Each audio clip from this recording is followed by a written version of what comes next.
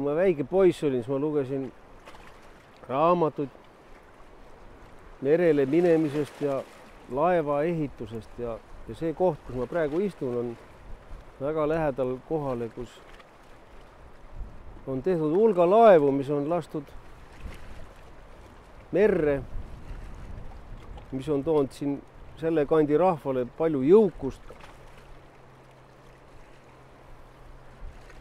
Ja mis on väga austust väärt.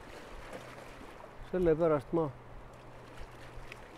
istun siin, aga ma istun ka sellepärast, et see on siin äärmiselt ilus koht. Mina metsainimesena näen siin meeletut avarust.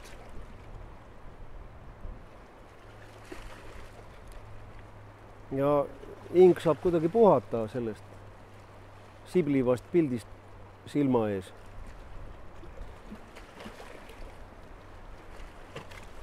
Päev läheb siin loojasse, jumalihe. Seda tasub vaadata.